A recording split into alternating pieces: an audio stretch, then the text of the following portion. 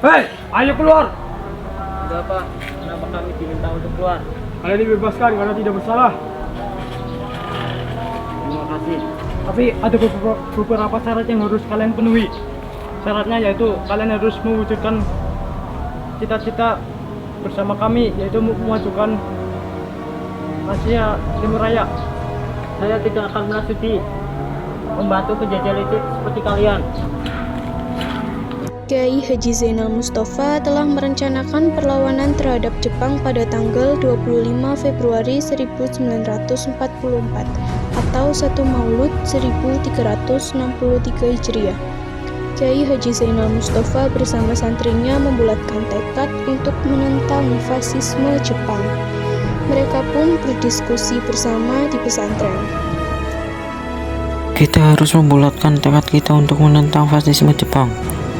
Kalian harus bersatu agar bisa mengusir mereka. Maaf Pak Kiai, sebenarnya apa alasan yang melatar belakangi sehingga kita harus menentang fasisme Jepang? Jepang memerintahkan kita untuk melakukan Saikere.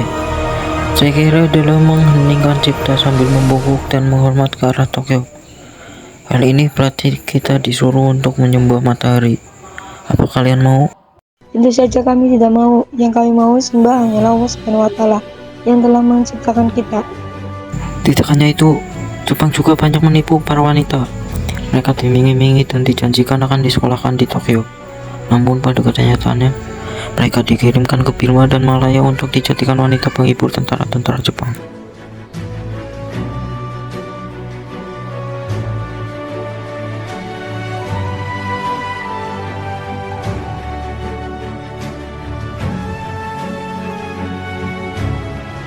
Kita akan menculik para pembesar Jepang di Tasikmalaya, lalu melakukan sabotase kawat-kawat telepon dan membebaskan tahanan politik.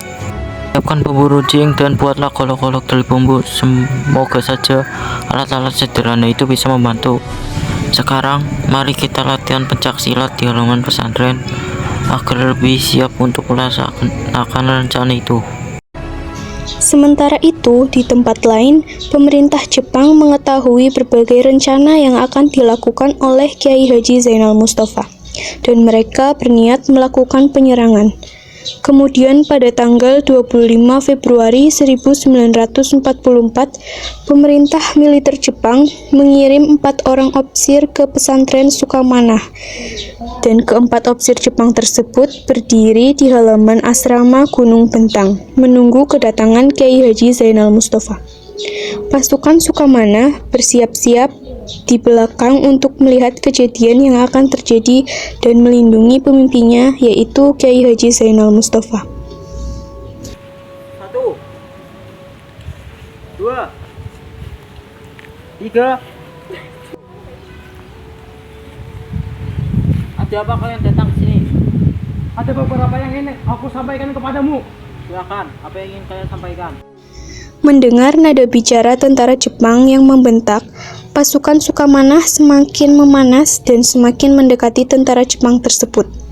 Melihat pasukannya semakin mendekat, Kiai Haji Zainal Mustafa segera mengambil tindakan. Tenang para santriku, ini hanya pengawal yang ingin berbicara padaku untuk menyampaikan sesuatu.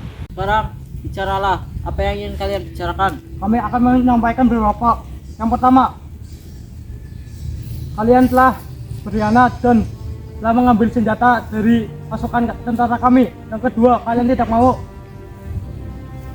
datang ke Sukamanah. Dan yang terakhir, kalian tidak mau menghadap ke Tasikmalaya. Setelah opsir Jepang selesai menyampaikan ultimatumnya, kemudian datanglah Najminuddin yang sejak tadi berkumpul dengan pasukan Sukamanah. Baik, besok kita akan berangkat ke Tasikmalaya untuk menghadap dan menyerahkan senjata-senjata api yang telah kita rampas. Tetapi kepala Tuan Nippon yang berempat orang itu harus tinggal Sukamanah sebagai gantinya. Jawaban Najmuddin mampu membakar emosi para santri. Emosi tersebut semakin memuncak karena opsir-opsir Jepang mulai mencoba mempergunakan pistol dan samurainya, serta berusaha lari mencari tempat guna mempertahankan diri sambil menunggu bantuan. pasukan kalian, bukan keluarga samurai. Kemudian terjadilah pertempuran dan akhirnya menewaskan 3 opsir Jepang. 1 opsir berhasil melarikan diri meskipun dalam keadaan luka parah. Setelah kejadian itu, sekitar pukul 16.00, datanglah beberapa buah truk mendekati garis depan pertahanan Sukamanah. Suara takbir mulai terdengar. Pasukan Sukamanah sangat terkejut setelah tampak dengan jelas bahwa yang berhadapan dengan mereka adalah bangsa sendiri. Teman-teman, lihatlah, ada beberapa truk yang menyerang kita. Sepertinya mereka bukan orang-orang dari Jepang. Mereka adalah bangsa kita sendiri. Sepertinya mereka dibawa dari Jepang. Mereka ingin mengadakan perlawanan kepada kita. Segera beritahu Pak Kiai.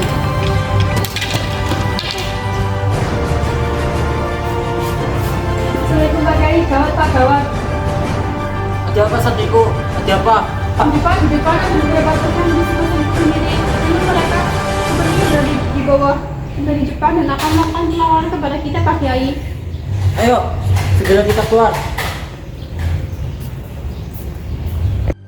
Setelah semua santri berkumpul di halaman, Kiai Haji Zainal Mustafa memerintahkan agar para santri dan pengikutnya menghindarkan perlawanan. Tetapi pertempuran tidak dapat dihindarkan. Pihak Jepang sudah mulai melepaskan tembakan dan menghujani pasukan Sukamanah dengan peluru.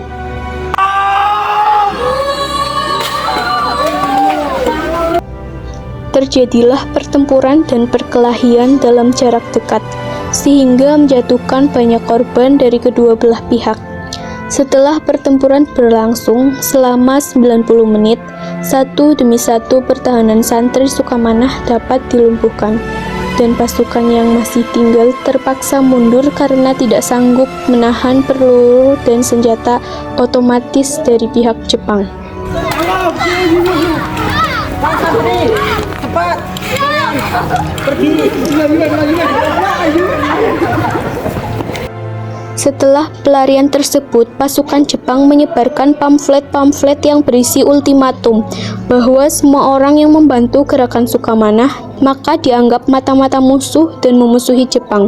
Mereka yang menyembunyikan pelarian dari Sukamanah akan diancam hukuman mati. Wahai warga semua, apabila kalian memberontak dan kembali membantu pasukan Sukamanah, apalagi kalian menyembunyikan pasukan Sukamanah, maka kalian akan dihukum mati. Maka sebaiknya sekarang kalian harus menuruti perintah kami dan melaporkan serta menyerahkan pasukan Sukamanah apabila di antara kalian ada yang melihatnya. Mengerti?